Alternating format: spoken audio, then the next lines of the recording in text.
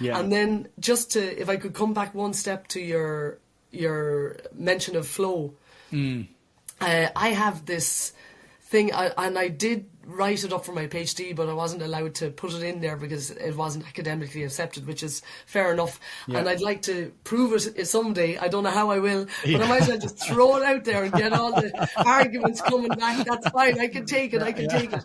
But I think one aspect of flow, genuinely, I think it's the balance between association and dissociation.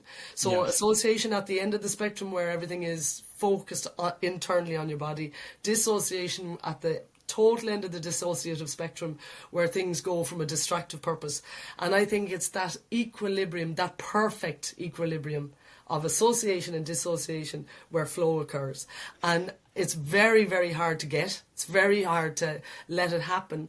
But if you go back to when originally association and dissociation were thought of, am I being a bore now? No, it's very interesting actually, because I was going to ask you, and sorry to interrupt you midstream, about how you select the association or dissociation, and like how you choose the right strategy, which is kind of close to what you're saying. And, you know, you can see how both strategies have their merits, Karen, and how both can be used effectively depending on the context.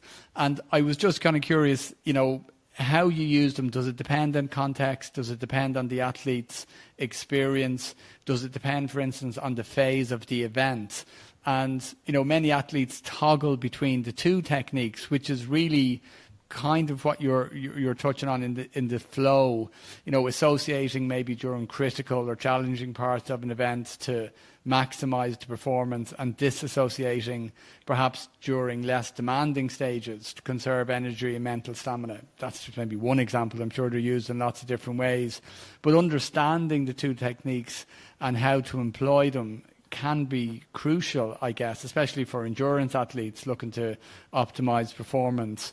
So, like an extension of that is what you're saying, that, you know, using both of them in a certain way can create this flow environment. Yeah, well, I think like a research would show that like association, a lot of elite athletes in shorter base sports would use association a lot more, because you can't associate for a very, very long time.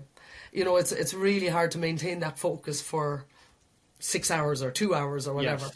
Whereas it's much easier to dissociate. Yeah, purposefully dissociating takes a bit of effort to start, but to have a distraction, to think of something nice, you can get your imagination flowing, and that's easier for ultra endurance athletes to perform too.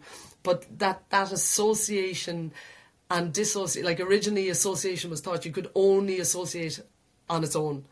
And then and dissociate on its own. And then more recent research in the last 15, 20 years says, yeah, you can do both at the same time, which is true.